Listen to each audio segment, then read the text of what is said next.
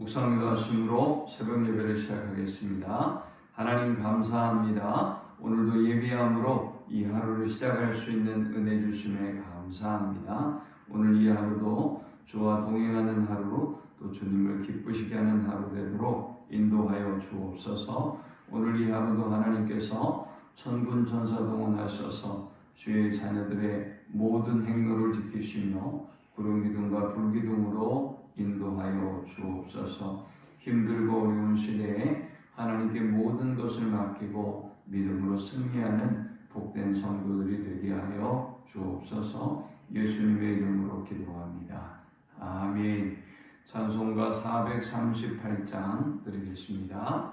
내 영혼이 은총 입어 중한 죄짐 벗고 보니 슬픔 많은 이 세상도 전극으로 바하도다.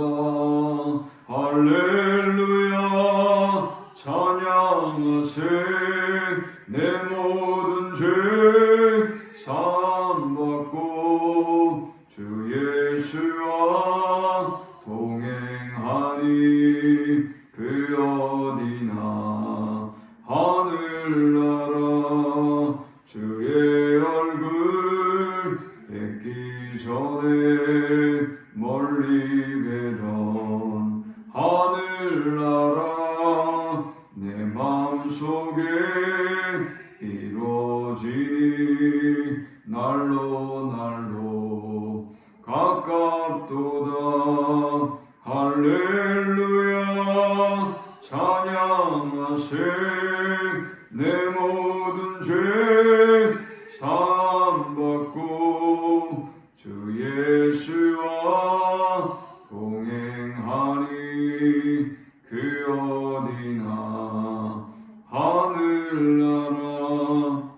높은 산이 거친 들이 조막이나 궁궐이나 내 주 예수 모신 곳이 그 어디나 하늘나라. 할렐루야 찬양하세. 내 모든 죄 사함받고 주 예수와 동행하니 그 어디나 하늘나라. 아멘. 오늘 이 시간에 주시는 살아계신 하나님의 말씀은 신약성경 마태복음 15장 1절에서 20절의 말씀입니다. 그때 바리새인과 서기관들이 예루살렘으로부터 예수께 나와 이르되 당신의 제자들이 어찌하여 장로들의 전통을 범하나이까? 떡 먹을 때 손을 씻지 아니하나이다. 대답하여 이르시되 너희는 어찌하여 너희의 전통으로 하나님의 계명을 범하느냐? 하나님이 이르셨으되 내 부모를 공경하라 하시고 또 아버지나 어머니를 비방하는 자는 반드시 죽임을 당하리라 하셨거늘 너희는 이르되 누구든지 아버지에게나 어머니에게 말하기를 내가 드려 유익하게 할 것이 하나님께 드림이 되었다고 하기만 하면 그 부모를 공경할 것이 없다 하여 너희의 전통으로 하나님의 말씀을 폐하는도다. 외식하는 자들아 이사야가 너희에 관하여 잘 예언하였도다. 일렀으되 이 백성이 입술로는 나를 공경하되 마음은 내게서 멀도다. 사람의 계명으로 교훈을 삼아 가르치니 나를 헛되이 경배하는도다 하였느니라 하시고 무리를 불러 이르시되 듣고 깨달으라. 입으로 들어가는 것이 사람을 더럽게 하는 것이 아니라 입에서 나오는 그것이 사람을 더럽게 하는 것이니라. 이 제자들이 나와 이르되 바리새인들이 이 말씀을 듣고 걸림이 된 줄 아시나이까? 예수께서 대답하여 이르시되 심은 것마다 내 하늘 아버지께서 심으시지 않은 것은 뽑힐 것이니 그냥 두라. 그들은 맹인이 되어 맹인을 인도하는 자로다. 만일 맹인이 맹인을 인도하면 둘이 다 구덩이에 빠지리라 하시니 베드로가 대답하여 이르되 이 비유를 우리에게 설명하여 주옵소서. 예수께서 이르시되 너희도 아직까지 깨달음이 없느냐? 입으로 들어가는 모든 것은 배로 들어가서 뒤로 내버려지는 줄 알지 못하느냐? 입에서 나오는 것들은 마음에서 나오나니 이것이야말로 사람을 더럽게 하느니라. 마음에서 나오는 것은 악한 생각과 살인과 간음과 음란과 도둑질과 거짓 증언과 비방이니 이런 것들이 사람을 더럽게 하는 것이요 씻지 않는 손으로 먹는 것은 사람을 더럽게 하지 못하느니라. 아멘. 예수께서 오병이어의 기적을 행하시고 또 권세 있는 말씀으로 무리를 가르치시고 또 어제 본문에서 보듯 게네사렛에서도 많은 사람을 치료하셨습니다. 자, 이런 기적과 역사를 보면서 예수님에 대한 관심은 점점 더 고조되어져 갔고 예루살렘에 있었던 교권의 중심에 있는 사람들이 이 예수님의 사역에 대해서 분별하기 위해서 내려오게 되었습니다. 이들의 의도는 다분했습니다. 예수께서 행하셨던 어떤 오병이의 기적이나 병든 자를 고쳤다거나 혹은 이 권세 있는 가르침에 대해서 질문하는 게 아니었어요. 그들은 다짜고짜 1절에 보니까 그때의 바리새인과 서기관들이 예루살렘으로부터 예수께 나와 이르되 당신의 제자들이 어찌하여 장로들의 전통을 범하나이까? 떡 먹을 때에 손을 씻지 아니하나이다 라는 질문을 하고 도전을 합니다. 정말 중요한 질문은 하지 않고요. 또 진위를 파악하기 위해서 어떤 해명을 듣는 것도 아니었고요. 단지 당신의 제자들이 먹을 때에 손을 씻지 않았습니다 라는 것으로 시비하고 예수님을 공격하기 시작합니다. 예수님은 이런 바리새인, 서기관들 그리고 당시 유대인들을 향해서 참된 신앙에 대해서 3가지로 교훈하고 있습니다. 자, 이 본문이 주는 첫 번째 영적 교훈은 참된 신앙은 자신보다 하나님을 우선한다라는 것입니다. 3절에 보니까 이러한 그들의 도전에 대답하여 이르시되 너희는 어찌하여 너희의 전통으로 하나님의 계명을 범하느냐 했습니다. 사실 이들이 말하는 유전이라고 하는 것은 장로들의 유전이고 전통이에요. 그들이 이러한 유전과 전통을 만든 것은 하나님을 잘 섬기기 위해서였어요. 여러분도 하나님을 잘 섬기기 위해서 나름대로의 어떤 규칙을 가지고 있잖아요. 내가 어떻게 한다? 하나님 앞에 기도 생활은 어떻게 한다? 혹은 내 예배 생활은 어떻게 하고 나는 내 경건 생활을 어떻게 관리한다? 여러분 나름대로의 하나님을 잘 섬기기 위한 규칙들이 있다고요. 그러니까 유대인들도 이러한 전통을 만들어서 하나님을 잘 섬기기를 원했던 것입니다. 그러나 문제는 뭡니까? 오히려 이것이 걸림돌이 되어버린 것입니다. 자신이 가지고 있었던 또 유대인들이 가지고 있었던 이 전통이 이 규례들이 오히려 하나님의 말씀을 멀리하게 만들고 또 하나님을 바로 앞에 두고도 깨닫지 못하게 만들어 버렸어요. 이것은 오히려 다리가 되기보다는 오히려 지름길이 되기보다는 오히려 걸림돌이 되어버린 것이죠. 우리의 신앙생활에 있어서도 우리는 우리 자신의 생각이 하나님의 말씀보다 우선하는 사람들을 참 많이 봐요. 자기 교만에 빠져 있는 것이죠. 자기 중심으로 모든 것을 생각하고 판단해요. 그래서 우리는 우리의 신앙생활에 있어서 참된 신앙은 나보다 하나님의 말씀이 우선해야 된다는 것을 항상 깨닫고 하나님의 말씀을 우선에 두고 살아가는 우리 모두가 되실 수 있기를 축원합니다. 이 본문이 주는 두 번째 영적 교훈은 참된 신앙은 자기 중심의 자기적 해석을 버리고 하나님의 말씀에 순종한다라는 것입니다.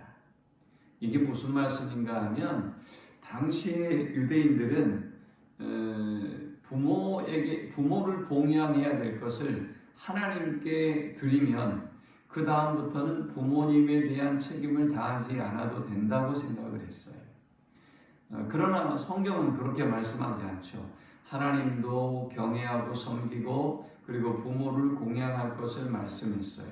그런데 이들은 이런 자신들의 전통을 인위적으로 자기적으로 해석해서 자기 중심적으로 해석해서 자기 편의대로 하나님을 섬기고 말씀에 순종하고 말씀을 따른 거예요. 여러분, 우리는 이런 신앙을 가진 사람들을 많이 봅니다. 하나님의 말씀이 우리에게 말씀하게 해야지. 그리고 하나님의 말씀이 우리에게 말씀할 때 우리가 순종하는 삶을 살아야지. 하나님의 말씀보다 내 해석이 앞서요. 내 생각이 앞서요. 그리고 내 편의적으로 내가 좋을 대로 이런 건 이렇게 해석하고 이런 건 이렇게 해석하는 오류를 범해요. 그러면 우리는 하나님의 말씀보다 내 생각이 앞서게 되는 것입니다. 어떤 상황에서도 어떤 문제를 만나도 하나님이 말씀하실 수 있도록 여러분 자신을 겸손하게 내려놓고 비워드리는 우리 모두가 될 수 있기를 축원합니다. 여러분 중심에서 여러분의 각도에서 여러분의 삶의 위치에서 하나님의 말씀을 내가 편하도록 해석하기 시작하면 무서운 오류에 빠지는 것입니다. 이 율법을 악용했던 이 유대인들처럼 우리도 하나님의 말씀을 악용하게 되고 또 말씀과 멀어지게 되는 것입니다. 그러면서 주님이 뭐라고 말씀하셨습니까? 외식하는 자들아, 이사야가 너희에 관하여 잘 예언하였도다 일렀으되 이 백성이 입술로는 나를 공경하되 마음은 내게서 멀도다.